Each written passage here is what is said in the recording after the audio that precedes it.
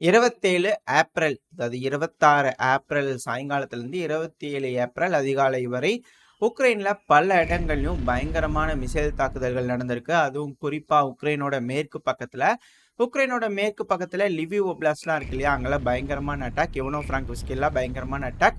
காரணம் என்னன்னு நம்மளுக்கே நல்லா தெரியும். கண்டிப்பா போலாண்டு வழியா அதிகமான ஆயுதங்கள் உள்ள அனுப்பி இருக்கலாம். இல்ல ஒரு வேலை ஆயுதங்கள் அப்படின்னு சொல்லி ரஷ்யாவை ஏமாத்துறதுக்காக டீகாய்ஸை கூட முதல்ல அனுப்பியிருக்கலாம். ஏன்னா இது போல் அனுப்பி ஒரு ரூமர்ஸாக இன்ஃபர்மேஷன் ஸ்ப்ரெட் ஆகும்போது எப்படி ரஷ்யா ட்ராக் பண்ணுறாங்க, என்னென்னலாம் கிடைக்குது ரஷ்யாவுக்கு, எக்ஸாக்டாக துல்லியமான லொக்கேஷனை டார்கெட் பண்ணுறாங்களான்னு தெரிஞ்சுக்கிறதுக்காக இனிஷியலாக டீகாய்ஸை கூட உள்ளே அனுப்பலாம். ஏன்னா இது ஒரு மேசிவான ஆயுத பேக்கேஜ் இல்லையா. ஸோ 61 பில்லியனுக்கான எய்டு வந்து ஒன்றா உள்ளே அனுப்பும்போது உள்ளே போகணுன்னு வச்சு கொளுத்தி விட்டாங்கன்னா என்ன பண்ணுறது அப்படிங்கிறதுக்காக முதல்ல டீகாய்ஸாக கூட போகலாம் அப்படிங்கிறதுல சொல்லப்பட்டு வருது. பட் எது எப்படியோ எய்டுகள்லாம் அதிக அளவில் இருந்திருக்கும் போல இருக்குது. அதை தெரிஞ்சுக்கிட்டு ரஷ்யா நல்லா துல்லியமாக தாக்குதல் பண்ணிக்கிறாங்க அந்த உக்ரைனோட மேற்கு பகுதியில். சரி, அங்கதான் அப்படி தாக்குதலான்னு பார்த்தீங்கன்னா இல்லை. உக்ரைனோட கிழக்கு பகுதியில் வந்து பார்த்தீங்கன்னா பல வகையான தாக்குதல்கள் ரஷ்யா பண்ணிக்கிறாங்க. அதுவும் குறிப்பாக ரஷ்யா இந்த டிடெக் இருக்குல்ல, உக்ரைனோட டிடெக் தான் இந்த எனர்ஜி ப்ரொடியூஸ் பண்ணுறதுல பிரதானமான ஒரு கம்பெனி. அந்த கம்பெனியை சேர்ந்த 4 தெர்மல் பவர் பிளான்ட் மேலே தாக்குதல் பண்ணிக்கிறாங்க. இதனால மிகப்பெரிய இழப்பு உக்ரைனுக்கு இருக்கிறதா சொல்லப்பட்டு வருது. அதே போல ரஷ்யாவோட 2 ஆயில் ரிஃபைனரி மேல வந்து தாக்குதல் பண்ணிக்கிறாங்க அப்படிங்கிறதோட சொல்லப்பட்டு வருது. வீடியோ பதிவுகள் மாறி மாறி ஷேர் ஆயிட்டு இருக்கு. இந்த தாக்குதலுக்கு ரஷ்ய தரப்புல இருந்து மொத்தம் 34 மிசைல்கள் வந்து உக்ரைனை நோக்கி ஏவி இருக்கிறாங்க அப்படிங்கிறதோட உக்ரைன் தரப்புல இருந்து சொல்றாங்க. இதுல வந்து 21 மிசைல்களை நாங்க சக்சஸ்ஃபுல்லா டவுன் பண்ணிட்டோம் அப்படிங்கிறாங்க. ஆனா இழப்புகள் அதிக அளவில் இருந்திருக்கு அப்படிங்கிறது புரிஞ்சுக்க முடியுது. அதே போல உக்ரைன் வந்து பாத்தீங்கன்னா 10 ட்ரோன்கள் முதல் வேவ் அனுப்பி இருக்கிறாங்க. அதுக்கப்புறம் ஒரு வேவ் போயிருக்கிறதா சொல்லப்பட்டிருக்கு. முதல் வேவ் வந்தால ஓரளவுக்கு ட்ரோன்களை ரஷ்யா தரப்புல இருந்து தடுத்திருக்கிறாங்க. ஆனா ஆயில் ரிஃபைனரிஸ், அப்புறம் மிலிட்டரி ஏர்ஃபீல்டு, இது போல பல பகுதிகளை உக்ரைனும் தாக்குதல் பண்ணிக்கிறாங்க. இதனால இழப்புகள் ரஷ்ய தரப்புலயும் இருக்கு. மாறி மாறி இரு தரப்புலையும் அடிச்சுக்கிட்டாங்க அப்படிங்கிற மாற்று கருத்துல இழப்புகள் இரு நாடுகளோட எனர்ஜி இன்ஃப்ராஸ்ட்ரக்சருக்கு இருந்திருக்கு அப்படிங்கிறது புரிஞ்சுக்க முடியுது. இப்ப நம்ம அப்படியே கள நிலவரத்துக்கு போயிடலாம். ஏன்னா நேத்திக்கு வந்து பாத்தீங்கன்னா நேத்திக்கு நடந்ததை நம்ம இன்னைக்கு தான் அப்லோட் பண்ணியிருந்தோம். கொஞ்சம் டிலே ஆகிட்டே இருக்கு, கோச்சுக்கு வேணா. நம்ம இதுக்கப்புறம் அப்படியே கொஞ்சம் கொஞ்சமா ஸ்பீடப் பண்ண ஆரம்பிச்சிடலாம். இப்போ மேப்ல வந்து பாத்தீங்கன்னா எந்த அளவுக்கு முன்னேற்றம் அடைஞ்சிருக்காங்க ரஷ்ய வீரர்கள் அப்படின்னா, டீப் ஸ்டேட் தரப்புல, அதாவது ப்ரோ உக்ரைனியன் சோர்ஸே ஒத்துக்க ஆரம்பிச்சிட்டாங்க. பர்பச்சி, செங்கிக்விகா இது ஃபுல்லுமே ரஷ்யாவோட கட்டுப்பாட்டுக்குள்ள வந்துருச்சுன்ட்டு. அது மட்டும் இல்லாம சொலோவியூவா இருக்கட்டும், நோவோ பக்முட்காவா இருக்கட்டும், இது எல்லாமே ரஷ்யாவோட கட்டுப்பாட்டுக்குள்ள வந்துருச்சுன்னு ப்ரோ ரஷ்யன்ஸும் சொல்றாங்க, ப்ரோ உக்ரைனியன்ஸும் அதை ஒத்துக்கிட்டாங்க. ஆமா, இது ஃபுல்லாவே ரஷ்யன்ஸ் வந்துட்டாங்கன்னு. ஏன்னா வீடியோ பதிவுகள்லாம் வர ஆரம்பிச்சிருச்சு உக்ரைன் தரப்புல இருந்தே. இந்த இடத்துல ரஷ்ய வீரர் இருந்தாருங்க, நாங்க அவங்களை அடிச்சோம் சொலோவியூவில் அப்படிங்கிறது போல பார்க்கும்போது அந்த இடம் எங்கன்னா கரெக்டாக வந்து பார்த்தீங்கன்னா சொலோவியோட மேற்கு பாதையில் இருக்கக்கூடிய ஒரு பாட்டு. ஸோ கம்ப்ளீட்டாக ரஷ்யன்ஸ் வந்து உள்ளே வந்துட்டாங்க அப்படிங்கிறது புரிஞ்சுக்க முடியுது. நம்ம ஒரு விஷயம் சொல்லியிருந்தோம் இல்லையா, 115வது மெக்கானிக்ஸ் பிரிகேட் வந்து பின்வாங்கிட்டாங்க, அதனால ரஷ்யன்ஸ் வந்து அதிக அளவில் முன்னேறிடுச்சுன்னு சொல்லிட்டு. இப்போ ஃபோர்ப்ஸ் தரப்புலேருந்து வந்து பார்த்தீங்கன்னா ஆர்டிக்கல் வந்திருக்கு. அது கூடவே வந்து பார்த்தீங்கன்னா லோக்கல் சோர்ஸ்லாம் பேசிட்டு இருப்பாங்க இல்லையா. ஸோ இதெல்லாம் வச்சு பார்க்கும்போது ஒரு விஷயம் நம்மளால புரிஞ்சுக்க முடியுது. அந்த ஃபோர்ப்ஸோட லிங்க் டிஸ்கிரிப்ஷன் தரேன், நீங்கள் பார்த்தீங்கன்னா தெரிஞ்சுக்கலாம். பட் அதில் அந்த அளவுக்கு கிளாரிட்டியே இல்லை. 47வது மெக்கானிக்ஸ் பிரிகேடும் 115வது மெக்கானிக்ஸ் பிரிகேடுக்கும் சண்டை நடந்திருக்கு அப்படிங்கிறது புரிஞ்சுக்கலாம். உக்ரைனோட பிரிகேட்ஸே வந்து ஏதோ வாக்குவாதம் நடந்திருக்கு அப்படிங்கிறது புரிஞ்சுக்கலாம். இதுல 2 பிரிகேடுமே சொல்லி தப்பில்லை அப்படிங்கிறது போல அங்க இருக்கக்கூடிய உக்ரைனியன் சோர்சஸ் தரப்புன்னு சொல்லப்பட்டு வருது.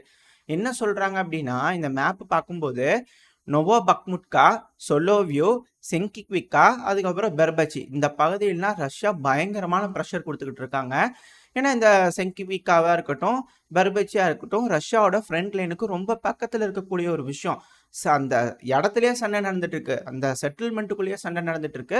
ஸோ அதை வந்து 47வது மெக்கானிக்ஸ் பிரிகேட் வந்து ரொம்ப அதிகமாக சண்டை பிடிச்சிக்கிட்டு இருக்காங்க, பாதுகாத்துக்கிட்டு இருக்காங்க. அதிகமான சேதங்கள் வந்து மெக்கானிக்ஸ் பிரிகேடுக்கு அங்கே நடந்துகிட்டு இருக்கு, டெரிட்டோரியல் டிஃபென்ஸ் பிரிகேடுக்கு நடந்துட்டு இருக்கு. இப்போ அதே போல மேலே வந்து பார்த்தீங்கன்னா 115வது மெக்கானிக்ஸ் பிரிகேட் ஆச்சரட்ரைனியா, நோவோ கலினோ, கெரம் இந்த பகுதியிலாம் செட்டில்மெண்ட்ஸ்ல சண்டை நடந்துட்டு இருக்கு. ஸோ அந்த இடத்துல வந்து அதிகமாக கான்சென்ட்ரேட் பண்ணிட்டு இருக்காங்க.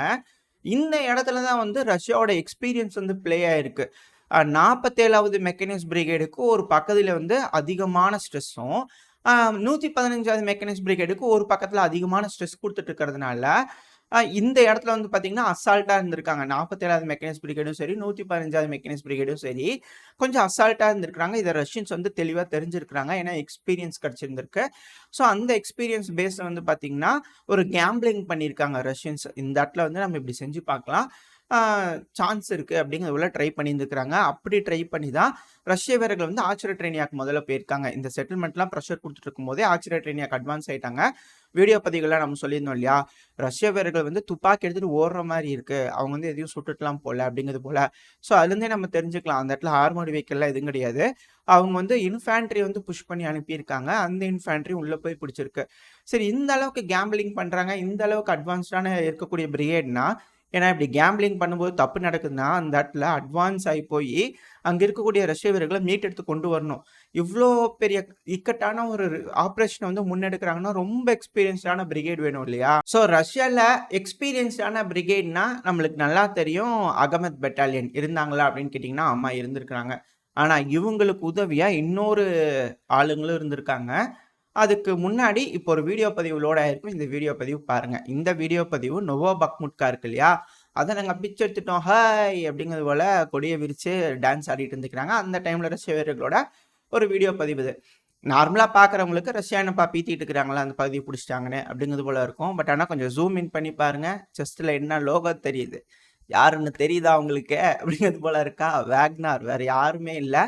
இந்த பசங்கள்லாம் வீட்ல போயிருங்கப்பா அப்படின்னா முடியாது நாங்க முன்னாடி வருவோம் அப்படின்றது போல அவங்களோட ரெஸ்ட் எல்லாம் முடிஞ்சிச்சு. ஸோ ரொட்டேட் ஆயிருப்பாங்க இல்லையா? அந்த டைம்ல இவங்களும் சேர்ந்து வந்துட்டாங்க. அகமத் பெட்டாலியன் கூட வேக்னாரும்.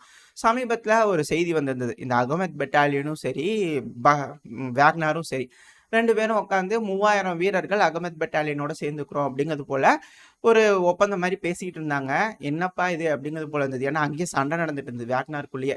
என்னன்னா வேக்னார்ல இருக்கிற சில மெம்பர்ஸ் என்ன சொன்னாங்கன்னா, இல்ல நாங்க எப்பவுமே வேக்னார் தான். நாங்க எப்பவும் சண்டை பிடிப்போம். நாங்க எப்பவும் களத்துல தான் இருப்போம். ஆனா நாங்க வேக்னாரா தான் இருப்போம் அப்படிங்கிறது போல ஒரு கும்பல் இருக்கு. இன்னொரு கும்பல் வந்து ஒரு 3000 பேர் வந்து பார்த்தீங்கன்னா, இங்க சேர்ந்துட்டாங்க. அகமதோட சேர்ந்துட்டாங்க.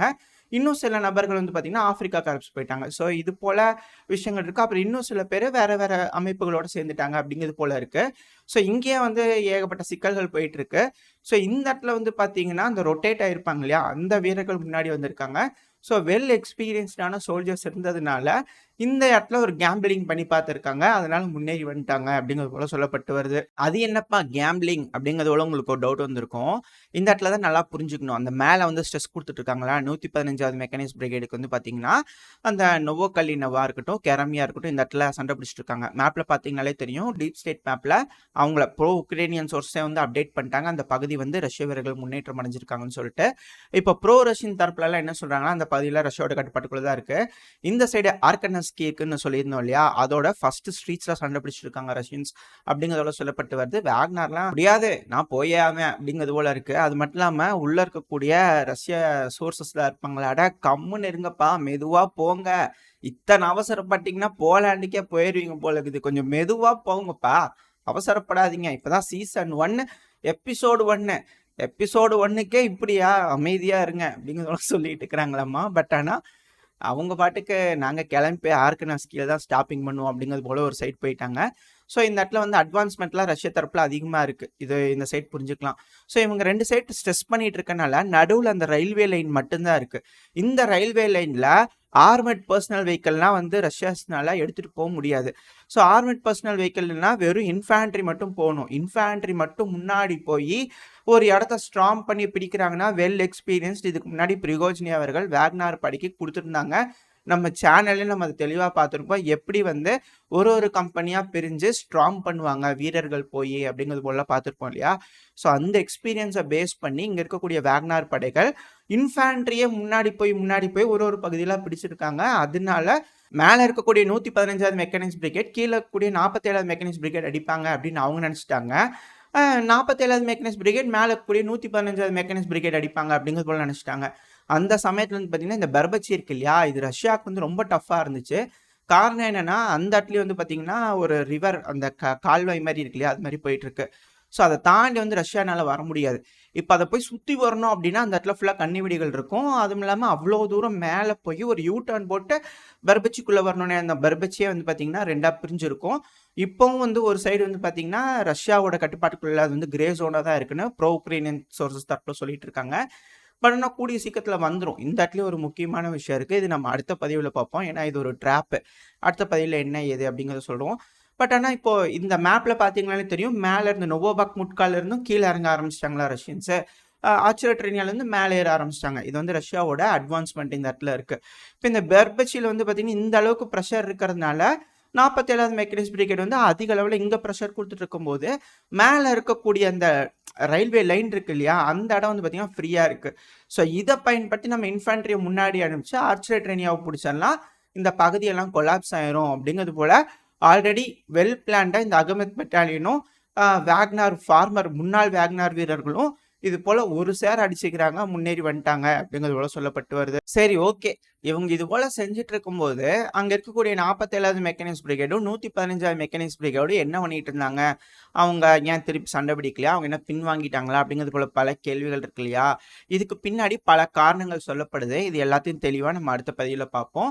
அப்புறம் நம்ம போன பதிவில் சொல்லியிருந்தேன் இல்லையா, இது போல வந்து கெர்சன் பகுதியில் வந்து பொக்லின் வச்சு தோண்டிட்டு இருந்தாங்க அந்த சுமி கெர்சன் பகுதியில்.